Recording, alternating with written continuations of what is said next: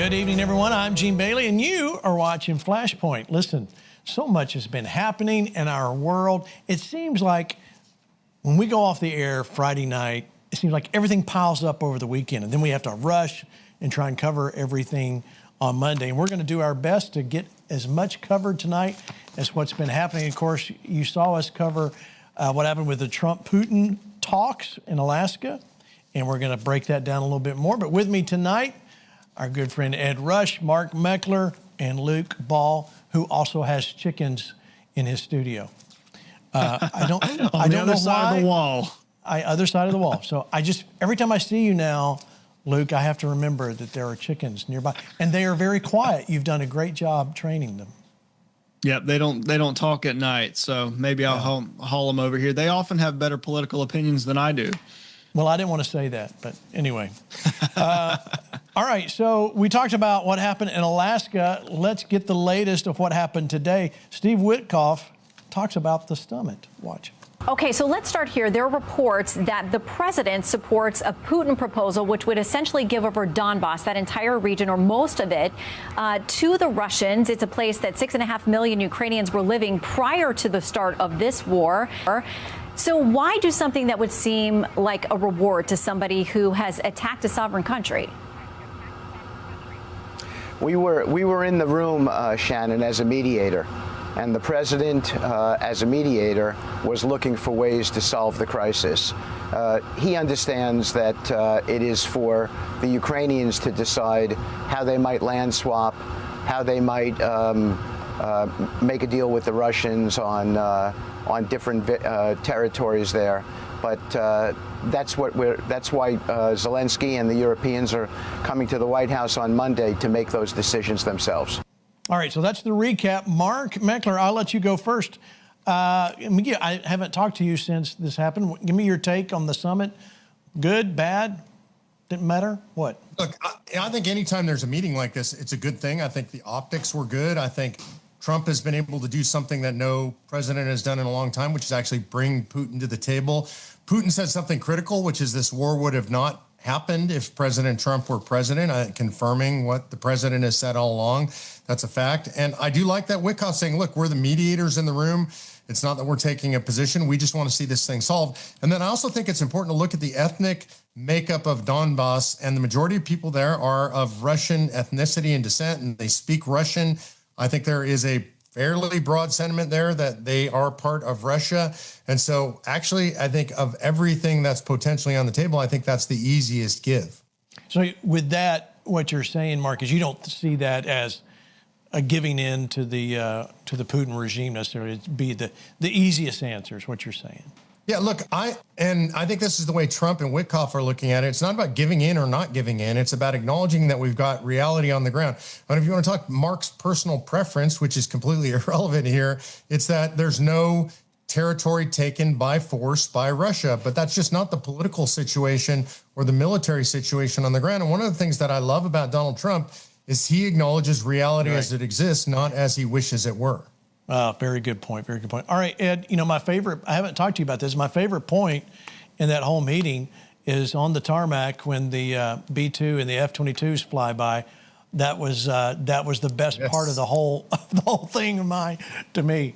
Oh, what was that? So, your take, summit, good, bad? It was great. Actually, it's interesting, Gene, you mentioned that because I had it in my notes to talk about it, even if you didn't bring it up. Back in 2004 when I was in Iraq, I was called in to do what's called a soft show force. It was an infantry platoon on the ground. They had a group of young rebels that were actually heading in their direction.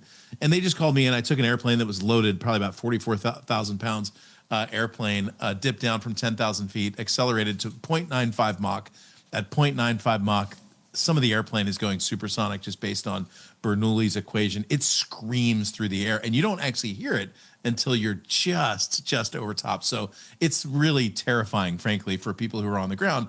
And so I took my airplane, dipped down below 500 feet, flew as fast as I could over this group of insurgents, took back off, lifted back up, my nose back up, and flew away. Never fired a shot, but completely dispersed an entire crowd of would-be terrorists simply because of a single airplane. And the moment I saw the B-2, along with those F-22s fly overhead, I thought, I know exactly what the president is doing. Power projection.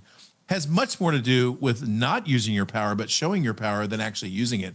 And just a simple flyby just simply shows the president of Russia that, like, hey, we're serious about this, and we've got some power to project. I thought it was a great way to start the meeting. And then going into today, I thought the most telling thing, frankly, the entire meeting was the European leaders, who, frankly, very few of them have a high opinion of our president. And the word from the European Union leaders was that things went fairly well today.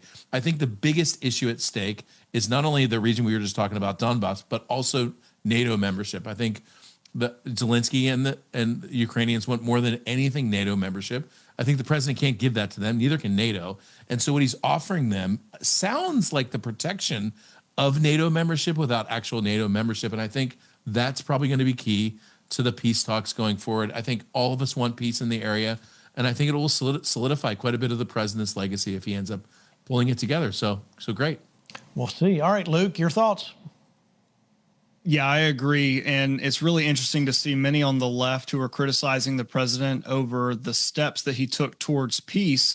I think they'd be criticizing him even if he achieved some peace deal in the first round of negotiations. You don't win the lawsuit in the first round of mediation. You don't merge the company in the first round of negotiations. You bite, or you eat a whale one bite at a time. So it takes incremental steps to try and achieve peace. And it's important to remember, it's been said many, many times, but we couldn't have gotten this meeting under the last administration. Number one, because they started the conflict to begin with, but also number two, Putin would never agree to speak with Joe Biden, and Zelensky was also not working with Joe Biden. They weren't working with one another to try and achieve any sort of peace. So we know that there was not even a negotiating table under President Biden. I think Joe Biden found out Alaska was a state in the union after this meeting last week. I mean, it's just kind of laughable to see the mainstream media make a lot of jokes and say Donald Trump didn't achieve anything when he was able to do far more than Joe Biden was ever able to do, even in the first round of meetings. So we're taking great steps. We broke the ice in this first meeting.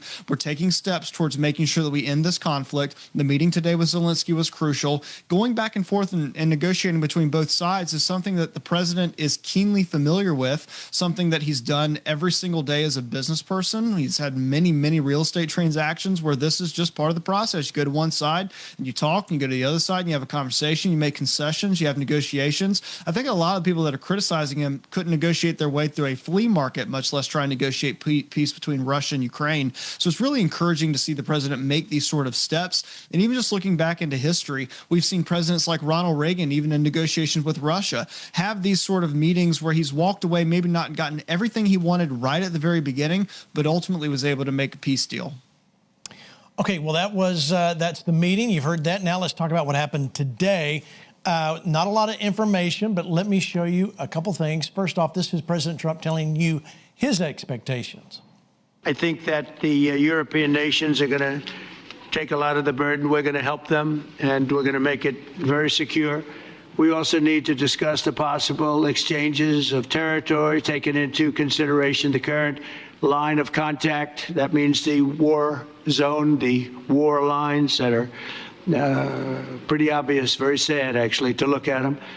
And negotiating positions. President Putin, also, you have President of Ukraine, who you just met a little while ago, and we're going to try and get a three-party meeting, maybe as soon as we can. And I have a feeling you and President Putin are going to work something out. Ultimately, this is a decision that can only be made by President Zelensky and by the people of Ukraine working also together in agreement with President Putin. And I just think that's very good things are going to come of it. So I hope we have a good meeting. And if we can have a good meeting, I'll set up a meeting with President Putin.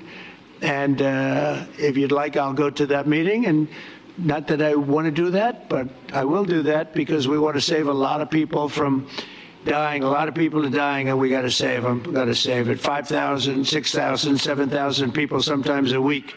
All of us would obviously prefer an immediate ceasefire while we work on a lasting peace, and maybe something like that could happen. As of this moment, it's not happening, but President Zelensky and President Putin can talk a little bit more about that. You know, in the 6 or so wars that we stopped, we haven't had a ceasefire. And so I don't know that it's necessary. You can do it through the war. but it would be, I like the ceasefire from another standpoint. You immediately stop the killing. But I believe a peace agreement at the end of all of this is something that's very attainable, and it can be done in the near future. All right, so I'm coming back full circle back to you, Mark. You know, I think we here and all of our viewers want to see the killing stopped. However, for Putin and Russia, that is not, they don't see it the same way. That is not what motivates him. Like, let's please have peace. He'll agree with that, whatever, but that is not going to motivate Putin. That's just, it's from a different mentality, a different culture. They're good. It's what they're doing for the motherland or whatever, however they want to talk about it. That is their drive. Now look at this picture. This is probably the only thing that we've seen come out of this. This new photo revealed President Trump having a very high stakes meeting with Zelensky in the Oval Office. You guys got it. There it is. And you see him standing in front of the map. What do you think, Mark? What do you think? Give me some verbiage to go along with that picture. Yeah, I think what Trump was saying to him is you're going to have to make concessions. And I understand you don't want to, but that's the military reality on the ground. And I think he was trying to push him as far as he could to see what kind of concessions that he could make. And Gene, I think your analysis of Russia's attitude about this through Putin is really important. And it's historically grounded as well. The Russian military machine is not the most sophisticated. It's not the most advanced. It's not the most strategic. They throw human beings into the meat grinder. That's been the Russian military way forever. They don't mind doing it, and they have a lot of people they can toss into that meat grinder. They're going to keep doing that, and they're going to keep pushing forward until they feel that they get some kind of settlement that's advantageous. If Putin didn't take any territory and tried to settle that war, I would say his regime is at stake. And so he knows it's a matter of survival for him. He has to be able to claim some victory here. All right, there's something that's often lost here, Luke, is the fact most of us, in fact, if I had not read it today, I had forgotten the fact that he disbanded the elections, Zelensky did, because of the war. It's very convenient timing. So there's no real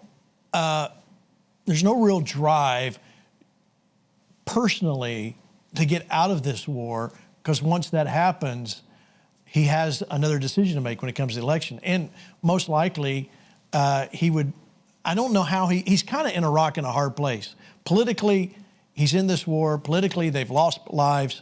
What do you see happening in the future here? I mean, if the war ends, he's probably going to be out unless he cheats on the election. You see it that way, or am I missing it? Yeah, well, first of all, I'm glad that we were able to slip a Joseph A. Bank gift card and the billions of dollars we were sending over to Ukraine, and he actually showed up to the White House in a suit for once. I've been befuddled by how Zelensky has responded previously while being in the Oval Office. You saw that high stakes and high tension Oval Office meeting the first time he came around, and the reaction that he gave there was not understanding his position, I guess is the best way that I can put it.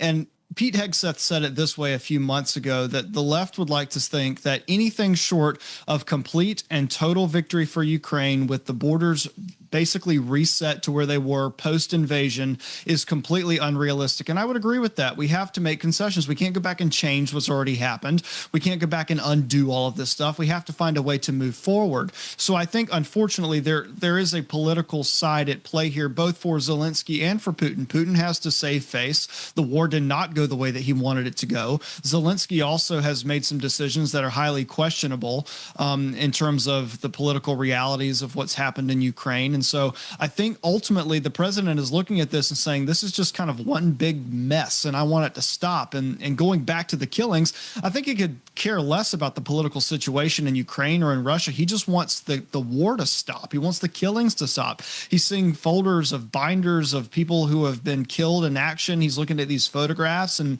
his analysis is spot on. He's like, if we can resolve this right now and come to a conclusion, even if a negotiation makes sure we have concessions on either side and both people walk away not totally happy, that's called, compromise. That happens oftentimes whenever you have these sort of negotiations. So from the president's perspective, I think he could care less about the political side of both of these, which makes him a unique negotiator to step in and say, hey, snap out of the political atmosphere that you've both got your heads in. Let's just focus on the reality of the matter and come to a conclusion and get to it very quickly. Yeah, without a doubt. Ed, do you think he pulls this off and there's peace in between Ukraine and Russia? Does he finally get the nomination for the Peace Prize? I mean, it's heading in this direction. I have to say, anytime that you fight a war, you actually fight 4 wars. There's a ground war, there's an air war, certainly the one I was involved in. There's a cyber war, and then there's the media war. And this media war turned against President Putin early on. I mean, they attacked and took Crimea, and nobody said a word. They went into Ukraine, and the entire U.S. media machine turned against him, especially, MSNBC, also known now as Mrs. Now. And when that happened, you pretty much knew this war was not going to go in Russia's direction. They did consolidate some land, and I think that's what they've got right now. But the media war was largely won by Ukraine. Now I think it's a matter of land versus pseudo NATO membership. Like I said, I don't think the Ukraine's going to get real NATO membership. I don't think any of the countries buffering Russia will have that status. But I think that's where the negotiation is right now. I would say that the president of Russia has more to lose at the moment than the president of Ukraine for reasons that Luke and Mark, I think, so eloquently pointed out. The Ukrainian president has a lot to gain from this war continuing on. He's getting a lot of money. He's certainly getting a lot of status. People are parading him around the world as some sort of a celebrity. But I think if the president, our president, can show him that he has something to gain by bringing peace, like, for example, he legitimately could be a Nobel Peace Prize candidate. I know that sounds anathema to many who are watching the show, but that's the kind of thing that could be dangled in front of someone like this if we could get to a point where we could have peace. And I don't think anyone wants any killing or any dying, but both the presidents on either side of this want something different than that. And I think it's important for our president to give it to him. I'd call it an 80% chance that he's going to get a deal done in the next week. Sure seems that way. It sure seems like, and I mean, we're definitely praying that way at all. And I have to say this every time, for Americans, Mark, I'll let you comment here. There's not a white hat and a black hat here. You got 2 gray hats at best, or different shades of black. This is something we have to walk tenderly through, but not expect amazing, lasting results. It's just not going to stay that way unless there's some regime change with both parties that makes this totally different. And I just don't see that happening. Am I too pessimistic there, or do you see it differently? No, and frankly, Gene, even if there were regime change, you would end up with regimes that were very similar in both countries. You're not going to see a radical reversal of policy in either of these countries. And the best we can hope for is to stop the killing. And you said something really important that I think FlashPoint viewers get, and I think you do better than most people on the air, which is to remember that most politics, whether national or local or international, involve nuance. And we as consumers of the news tend to want black and white or red and blue, whatever the argument is about. And instead, what we should be looking for is, well, the situations are complex and where's the nuance? There's a lot of nuance here. The history of Ukraine is very murky. I'll be honest with you about it. Both sides of my family, Gene, come from Ukraine. And I used to ask my grandmother where her parents were from, where she grew up. And she would say, Russia, Ukraine, it depends on the year. Wow.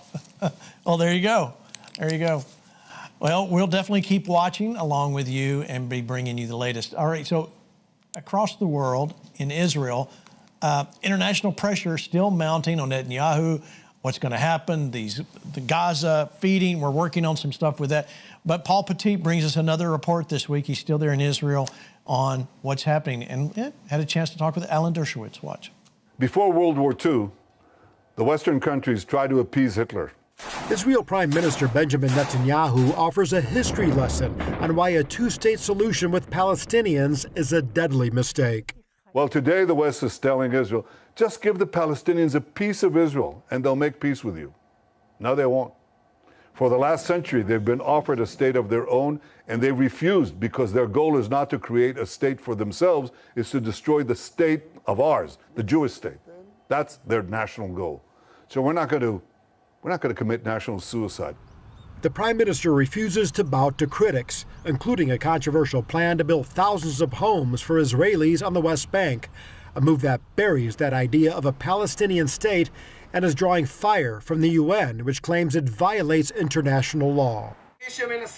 Anyone who tries to today in the world to recognize a Palestinian state will receive an answer from us on the ground, in the facts of houses, in the facts of neighborhoods, roads, and more Jewish families building lives.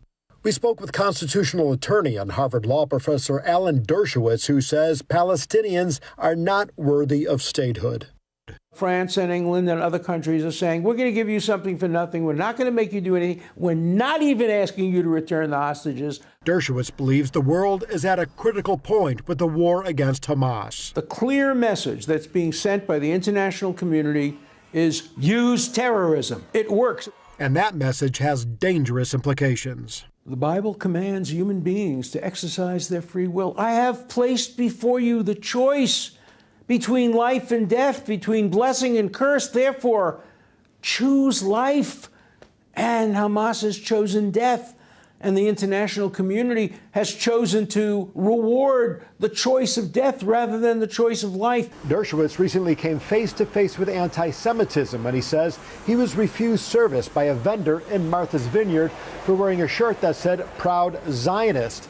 And he thanks Christians for the strong opposition to anti-Semitism and their strong support for Israel.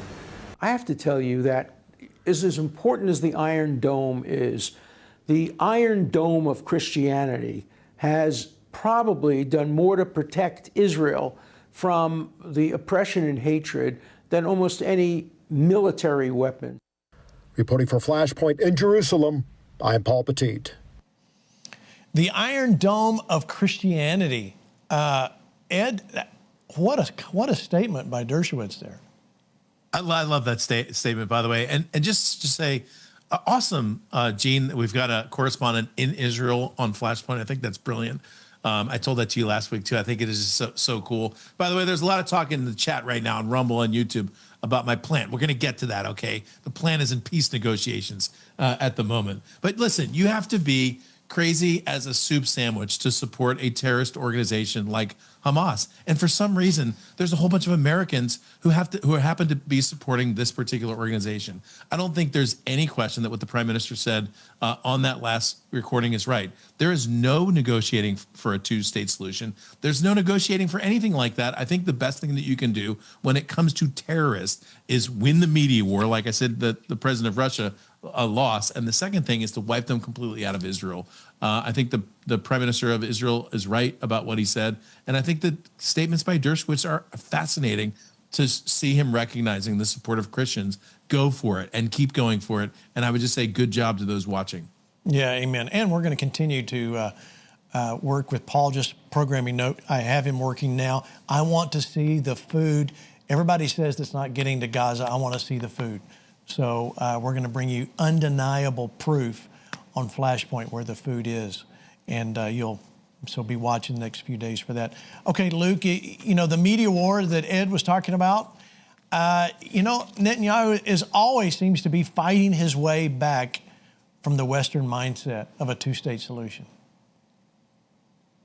Yeah, absolutely. It's really unfortunate that many people in the previous administration, too, were kind of just talking down continuously to Netanyahu and that government in the midst of that horrific attack. And it was as if that administration had never cracked open a history book and seen what had happened in the past whenever we had either tried to move closer to a two-state solution or that had been proposed as an idea by external countries not familiar with the Arab nations surrounding Israel, or even just what happens whenever Israel gives up any sort of land for peace. Whenever they do give up land in exchange for peace, they're just met with a closer attack by their enemies. It goes back to the 1960s era resolution of the Arab nations. In that decade, they met together and they came up with their resolution or their mantra that said no peace, no recognition, no negotiation with Israel. They are going to constantly be attacking. They're going to constantly be at war in some form with that state, with Israel. They want it wiped off the map. It's said over and over before, but if Israel laid down their arms tomorrow, they'd be wiped off the face of the earth. But if the Arab nations surrounding Israel laid down their arms tomorrow,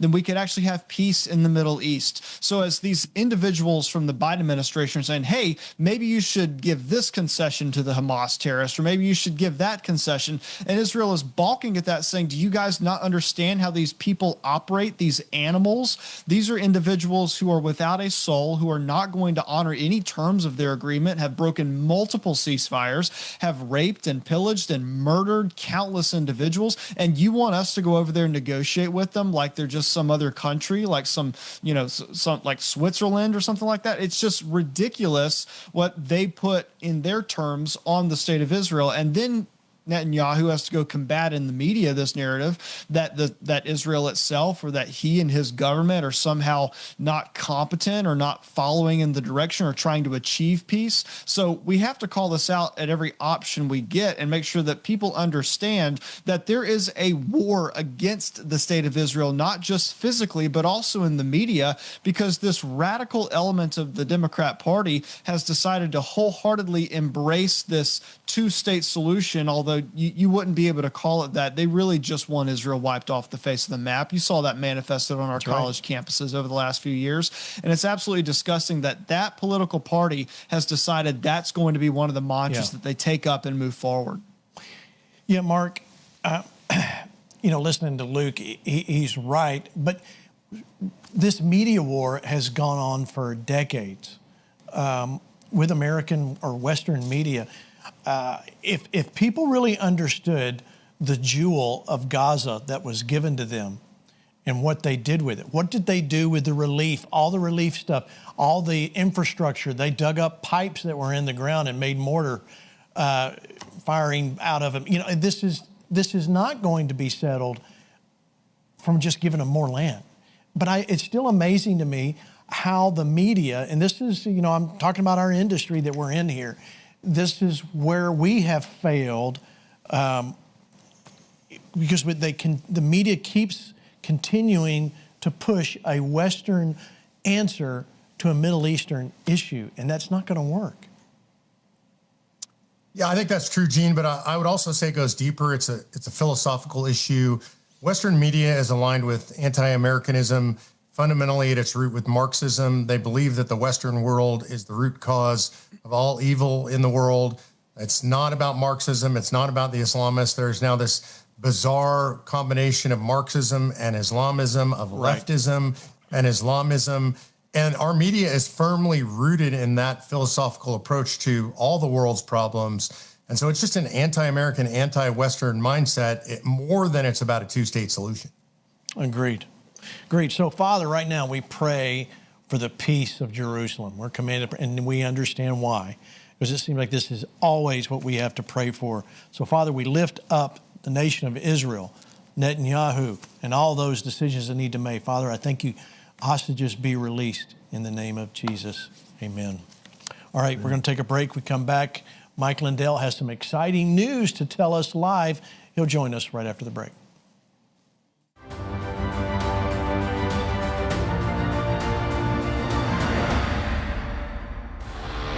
FlashPoint Live is coming to Council Bluffs, Iowa, Thursday, September 11th at 7 p.m. Join Gene Bailey at the Mid-America Center as we kick off Opening the Heavens 2025 with a powerful night of bold truth and prophetic insight. Join Hank Kuhneman, Lance Wallnau, John Amanchukwu, Tony Suarez, and Rick Green for one power-packed night. Register now at openingtheheavens.org. America, it's time to take a stand for truth.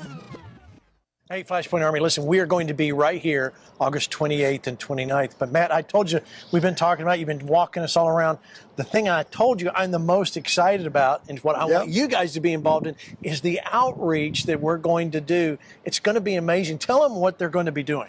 Yeah, it's going to be a big old summer outreach. I mean, kids are going back to school. We're going to have everything you can imagine to equip them. We're going to help fire victims. We're going to feed people. We're going to clothe people. And just have a big old party here. And just, LA doesn't have a lot of things like that for people, just to celebrate. So we're going to kind of throw the kitchen sink of everything that we have at the Dream Center for that one big day and make it a monumental outreach. That's going to be a blast. So listen, I want all you guys to come on. I need a bunch of you to show up. We're going to lock arms with the Dream Center, Matthew, and everybody here, and we're going to see LA changed. Come on, be a part, 28th to 29th, right here in Los Angeles. FlashPoint Live is coming to Angelus Temple in Los Angeles, California, August 28th and 29th. Join Gene Bailey and his guests, Matthew Barnett, Lorenzo Sewell, Rick Green, Luke Ball, Ed Rush, and many more for 2 breakthrough nights of bold commentary, news, and spiritual insight. Register for this free event at fparmy.com/California. August 28th and 29th, West Coast. Now's the time to be bold and stand for truth.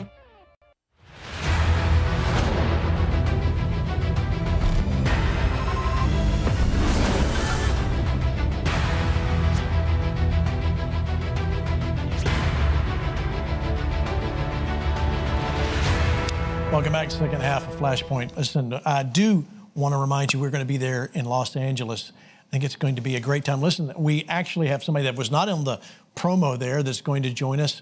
Our good friend Papa Che An will join us Thursday night there. As you know, or maybe you've heard, he's running for governor. He's declared his candidacy. Go Che. So he's going to join us there Thursday night. So come join us for that whole weekend. We're going to have a great time. Just go online right there, fparmy.com/events, and register. And, of course, Opening the Heavens will be there. We'll be there all week. But Flashpoint is 9/11, and we're going to have a great time, which just so happens to be my wife's birthday. So when you see her, make sure you say happy birthday and give her $100. I'm kidding. Just say happy birthday. So thank you for being a part of all that we're doing here at Flashpoint. You know, you can go to fparmy.com for all of the events, all the information, ways to give, ways to be an investor into what we're doing. And we're going to talk more about that later. But right now, let's pick it up with what happened today. President Trump talking about election integrity. Watch. You pushed out on social media about doing away with mail-in ballots and potentially electronic voting machines. Can you explain on that? How? Well, that's a very off topic, just really quickly. Mail-in ballots are corrupt. Mail-in ballots, you can never have a real democracy with mail-in ballots. And we, as a Republican Party, are going to do everything possible that we get rid of mail-in ballots. We're going to start with an executive order that's being written right now by the best lawyers in the country to end mail-in ballots because they're corrupt. And you know that we're the only country in the world, I believe, I may be wrong, but just about the only country in the world that uses them because of what's happened. Massive fraud all over the place. The other thing we want change are the machines. For all of the money they spend, it's approximately 10 times more expensive than paper ballots. And paper ballots are very sophisticated with the watermark paper and everything else. We would get secure elections. We'd get much faster results. The machines, I mean, they say we're going to have the results in 2 weeks. With paper ballots, you have the results that night. Most people, many countries use paper ballots. It's the most secure form. So between paper ballots, very, very important, paper ballots, and I think maybe even more important, the mail-in voting. We're going to end mail-in voting. It's a fraud. If you have mail-in vote, even Jimmy Carter with this commission, they set it up. He said the one thing about mail-in voting, you will never have an honest election if you have mail-in. And it's time that the Republicans get tough and stop it. All right, with me now, Mike Lindell. Mike, tell me, this is something we've been looking for the whole time. Absolutely. 4.5 years I've been sounding the alarm. The media called me all day. They're going, Mike, what do you think of this? I said, did you tell him this to do all this? I said, I've been telling you guys this for 4.5 years. He put out the truth last night, and then he said this today.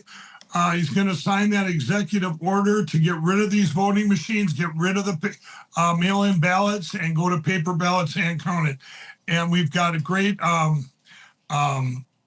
we've got great hand counting systems here. You know that we have at least 3 of them developed that we've already used. Some in Texas, Missouri, and in I believe the other one was Arkansas. So we're well ahead of the game. I was so proud of him. I sent him a text. I mean, it's just awesome. I did not know he was going to announce it, but hopefully that executive order gets signed. He said it will be before the 2026 election. Well, that's pretty amazing to actually get this thing signed, don't you think? I mean, I didn't hear anything about it. It's just a few of us who have been talking about paper ballots, and then suddenly he comes out with this. What pushed him over the edge? I think it was Tulsi Gabbard's report, which was about a week and a half ago, everybody, or 2 weeks ago, where all the evidence that I've had of all these elections, I turned them all in, turned it all over about in February. But Tulsi Gabbard, she just came out with her report, and when it comes out of the DNI, she pushed it out there, and all the vulnerabilities, and then also the actual fraud that's coming that was shown in not just 2020, everybody, 2022, 2023, 2024. Yes, 2024, they stole 9 congressmen and 4 senators in the 2024 election. So I think that pushed him that. But he's been saying all along, Gene, for 4.5 years now, even at the rallies, he's been out there saying we need to go to same-day voting, paper ballots, hand counted. And he's been saying that, and he has not budged off that. Everyone says, well, he went to early voting. He was okay with early voting. He said too big to rig because he was getting pressure from everyone. Right. That's only going to work once. That's only going to work one time, everybody. But I'll tell you, we are working on the ground up, and he's coming down, from the top down. And one of the things, Gene, that everybody should know is that there's something called the Election Assistance Committee, and they're very bad. They've been blocking everything he did with his first executive order. I believe it was in March. And we on the ground have had problems getting by these guys. These guys, they spent $850 million in 2024 alone of government money, of your money out there, just to fight us at the ground level. I mean, basically, that's what it is. You're saying, oh, you can wait on that. You can wait on that. These guys, it's more what they don't do than what they do. Well, they do both. They do bad things, and then plus they don't do things. So hopefully that'll be taken care of to get some new people in that. That would be my recommendation, because we've come a long way. Yes. And I'm just so happy because these next 4 years, everybody, these 4 years of our great president, I remember I told you all about a month ago, I promised them I said, we're going to get rid of these machines. We're going to get to paper ballots, because if we don't, all this will be in vain. And it would be just a blip in history. And I'm very happy today, Gene. I feel that 4.5 years of work with all the people I've had on the ground and part of Cause of America, their work was not in vain. And it's all coming to fruition. I'm very happy. It's like a blessing from heaven. Amen. All right. So give us an update on the troubles with the Lindell Recovery Network. What's the latest there? Well, there's 2 other things that happened this week. One is Keith Ellison served us papers again on Friday, and he does not want the Lindell Recovery Network.org. He doesn't want it around. So we've decided now we are going to hire an attorney in Minnesota that specializes in this, and hopefully specialize in going against Keith Ellison. He's won some things. So, boy, we can use any help we can get, because everyone getting behind it and supporting that. You can go to LindellRecoveryNetwork.org and donate there. It's all going to be going to help fight Keith Ellison and this lawfare against this getting people off addiction and getting people to Jesus. This one even makes no sense, Gene. And this is on the heels of Facebook attacking us last week. But the Lindell Recovery Network is very dear to me, at me being an ex-addict and finding the Lord.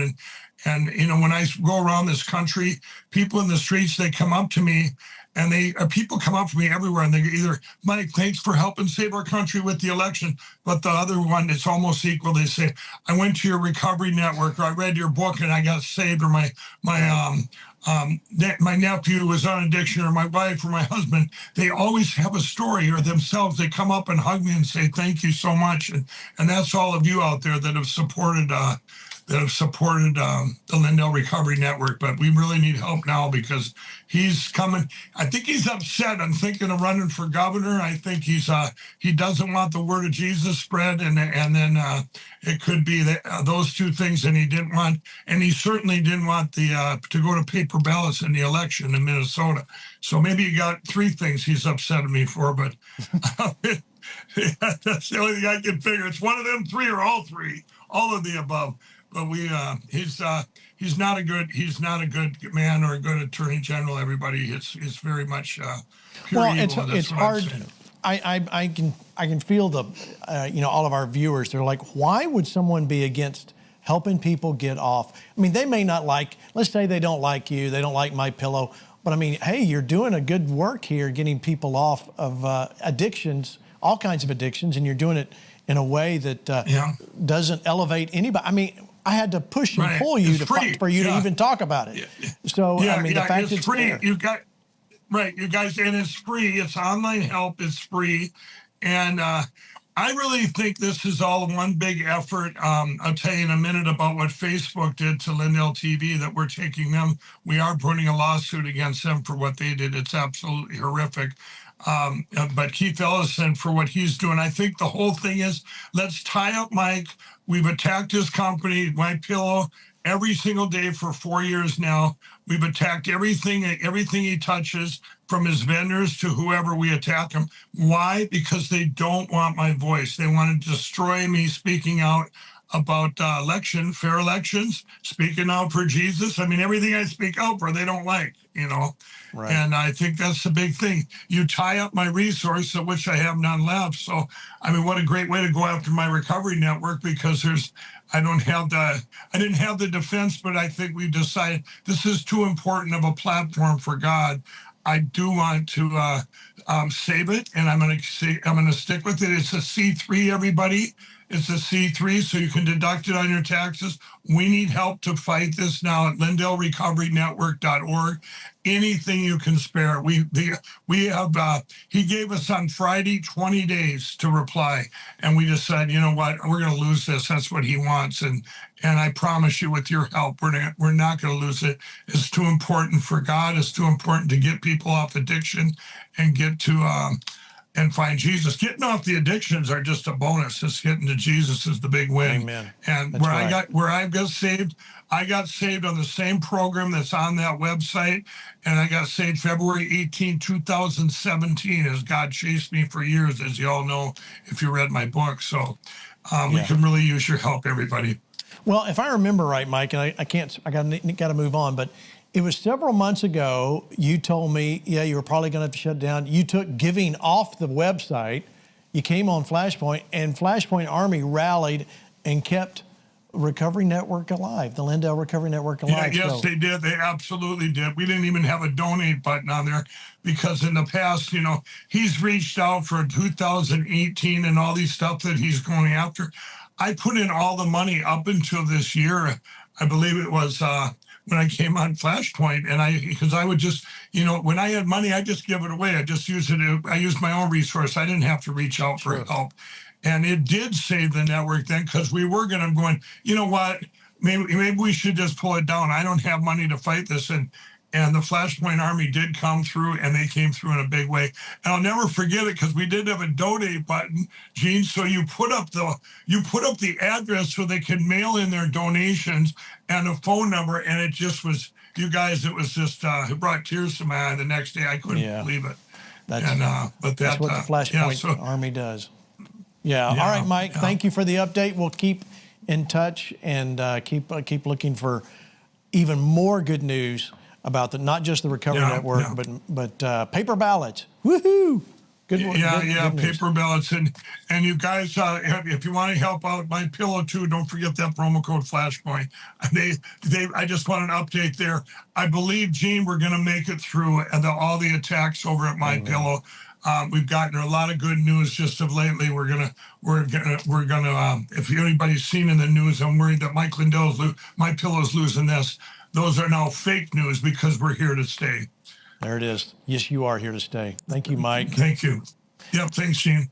Thank you. All right, so, lawfare, Mark Meckler, when we see lawfare like this, it's really trying to just absolutely destroy people. And Mike's not the only one. They've gone after other folks, too, to actually destroy. Is there any legislation out there that can prevent this sort of thing? How do we stop this sort of attack on conservatives is really what it is. You're muted, I think. Check your mic there, Mark. Sorry, we had dogs barking here. There are federal codes. There are federal code sections that allow after the fact, people to go after federal officials who deprive people of their civil rights under color of law. And I think this applies here. Keith Ellison is an evil man. He's actually a Marxist, in my opinion, and he's using lawfare to destroy Mike Lindell. Mike's unfortunately not alone in this. Many of the defendants from January 6th were abused by federal lawfare, and you've got this taking place all over the country under Democrat officials. And the only way we're going to get it to stop is that on our side, on the right, we're going to have to get very aggressive about going after people who do this sort of thing. They're going to need to feel pain. Until they feel pain, they're going to continue to do this. All right. Well, so we got to keep at it. All right, let's get over. I need to get to California. What's coming up this week? Now, tomorrow there is a rally. I talked to Rob McCoy. He's going to record a report for us to show tomorrow night. And so he'll be sending that in. So we'll look at that. But here's Trace Gallagher and Pastor Jack Hibbs talking about AB 495. The CA Family Council says the following here. The Family Preparedness Plan Act of 2025, Pastor, would allow unrelated adults, broadly defined as an adult caregiver with a mentoring relationship with the child, to assume custody-like control over a child through a one-page caregiver's authorization affidavit. No court appearance, no notarization, no parental consent, notification, background check, nothing. You need nothing of it. And your thing is it makes kidnapping easy. Listen, born and raised in California, fought for this state. I'll fight for this state. I have always encouraged our people to stay in here and fight this good fight. But now, Trace, it has reached a level where they're coming after our kids. And we've consulted attorneys. As you can imagine, we're getting ready. We're circling our wagons. We've studied the bill. Bottom line is this. Normally, the attorneys tell you the devil is in the details. In this case, the attorneys have told us the devil is in how loosely open this is written. It has been written in such a way, Trace, that it can be interpreted any way. It is dangerous and sadly true. You cannot let your kids now go to school and assume they're going to be safe or not taken away before you come to pick them up. People say, listen, it's interesting to have a pastor who's been very successful in California to say, listen, if this bill passes, maybe you better pick up and go. Yeah, exactly right. The last thing a pastor wants to say, right, we want our churches to grow. But if I'm really going to love God and love people, the bottom line is you've got to protect your kids from. Now, this administration, California, Gavin Newsom's really henchman, the author of the bill, Assemblymember Celeste Rodriguez, when she gives her argument, you can watch it on YouTube. It is absolutely based on what if, it could be. Right. It's dangerous. And by the way, we have laws in effect already. This is actually a kidnapper's, trafficker, pedophile's dream come true bit of legislation. And the sad part about this is this law is totally designed for some illegal immigrant somewhere who may get taken away, and that's they designed a bill that puts every other kid in the state at risk, just so, and the possibility that some illegal immigrant gets separated from their child, that there's a remedy. Ed. You know, I used to live in California. Mark's from California. You know, what are you going to do? Are you going to do like Jack Hibbs and leave the state? Yeah, I mean, by the way, I want to give credit to Pastor Hibbs just for speaking out. It takes a lot of courage as a pastor, certainly a pastor in California, just to speak like that. I really appreciate when the folks from the pulpit come down and talk to the real media like that. I live in California, just so you know. I've lived here since 1999. I love California, and I believe God loves California too. He does. We haven't completely lost the state. We haven't turned it completely over to Baal. I'll say there's a lot more of us in California than it looks like when the actual ballots come down. And there's a reason why FlashPoint is coming to California in 2 weeks, y'all. Get your tickets, get your bus or train or airplane tickets, rental car, whatever you need to do, and get yourself to California, because I believe we're going to turn this state around. This legislation is not only is it satanic, it's criminal. It's the kind of thing that can be used, like the pastor said. I've been watching this thing all the way through the state legislature, and it's a big deal. And I'll just say, the California legislature, you pray for them. There's a point at which you turn away from God and you start writing stuff like this.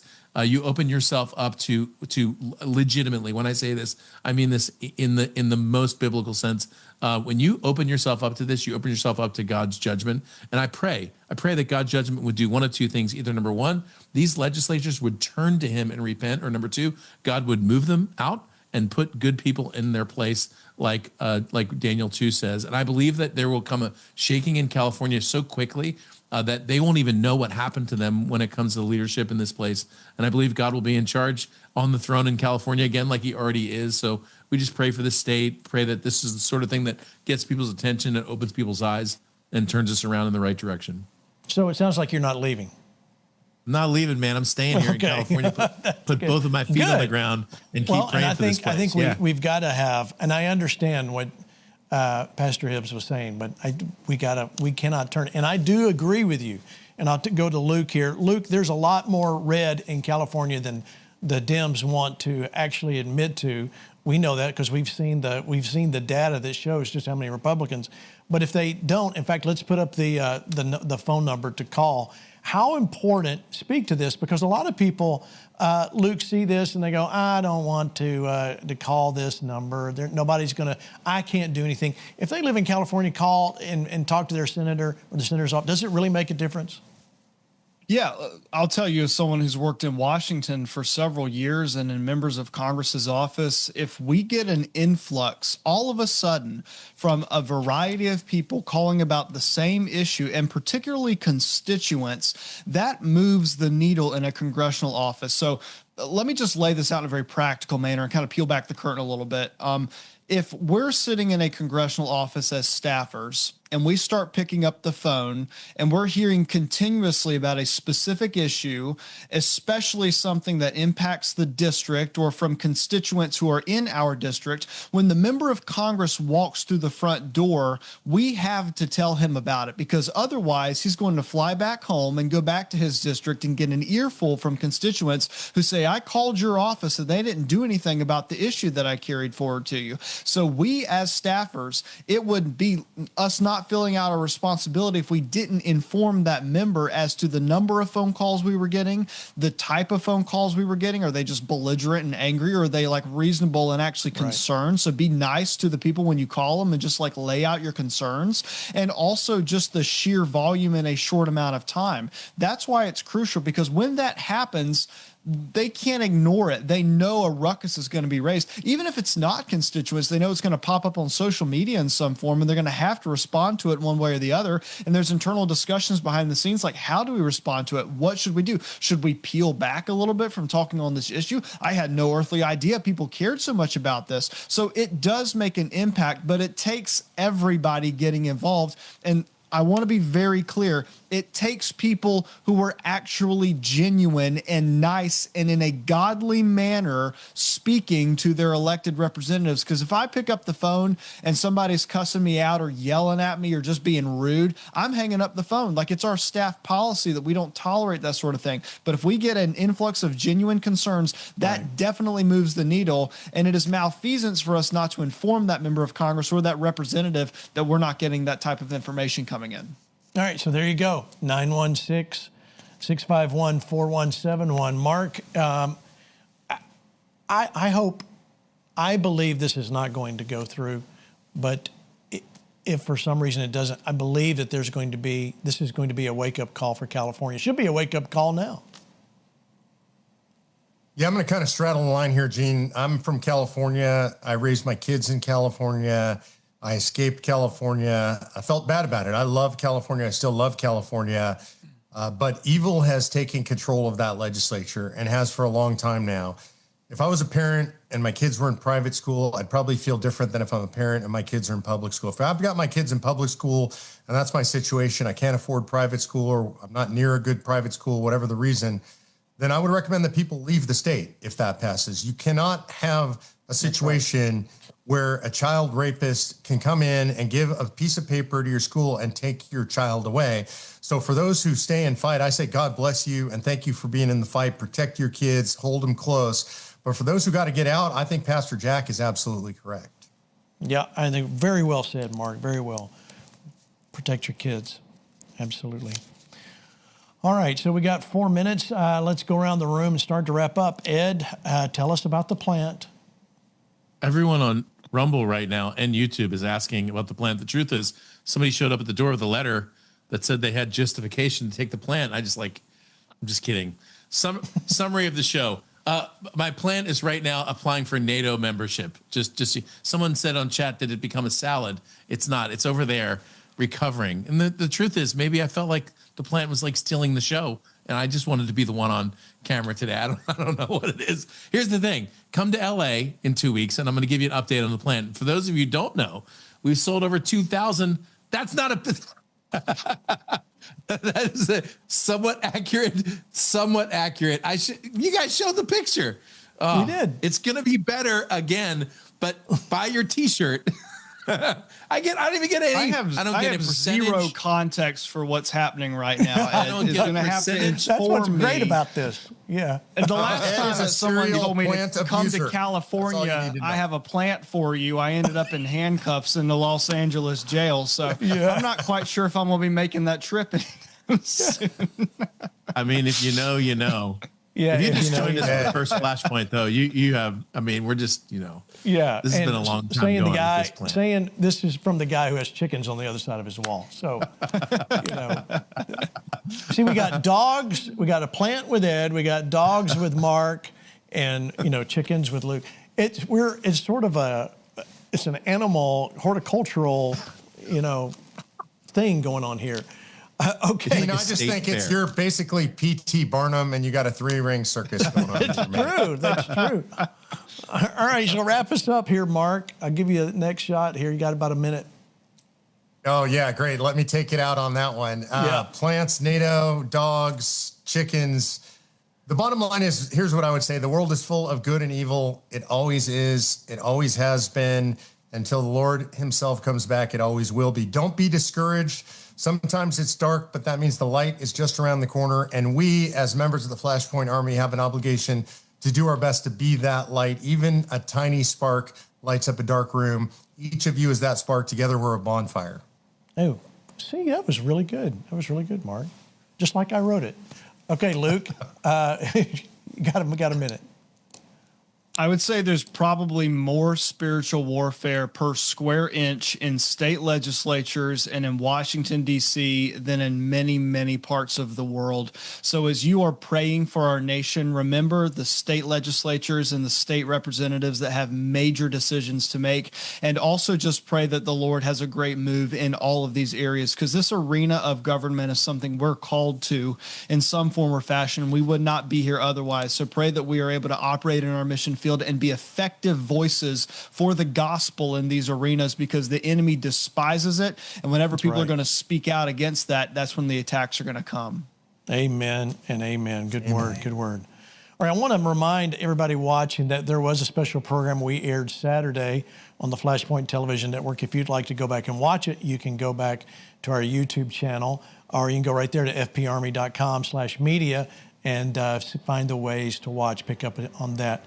Tomorrow night, Hank Kuhneman joins us, Lance Wallnau, and Pastor Jurgen Matthesius, a good California guy. It's going to be a great program. You don't want to miss any of that as well. Pastor Jurgen, you're going to love him. You're going to love him. If you don't know who he is, you're going to love him. It's worth it to be there. Well, thank you for watching. Thank you for being a part of us here every week here on FlashPoint.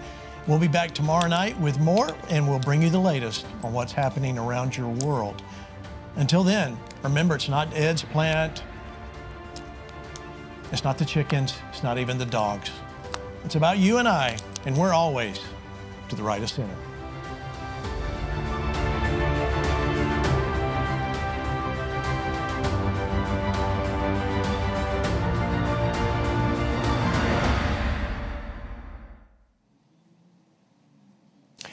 Listen, I want to take this time. You just watched FlashPoint, and I want to talk to you about becoming a FlashPoint investor. What does that mean? What does that really mean? When you partner with FlashPoint, you understand what is really going on in our world. We may not understand all the ins and outs and who does what and who doesn't do what, but listen, we know that there's something good, and we also know that there's evil afoot in America and around the world. This is why it's so important for us to band together. And of all the groups of people that I've known, the FlashPoint Army does that like none other. So join us. Pray about it. Become a member of the FlashPoint Army. All you need to do, if you want to text your gift, text code FLASH, the dollar amount to 28950. You can give by going to fparmy.com/give. And as always, if you want to send me a letter in the mail and send your donation that way. Just make your check payable to FlashPoint and mail it to FlashPoint, P.O. Box 1, Newark, Texas 76071. That's P.O. Box 1, Newark, Texas 76071. I'm going to say right here, thank you for becoming a part. Thank you for locking arms with all of us as we take back America and we rescue America, and we're going to see what God does as we continue to take this gospel and this good news of the truth.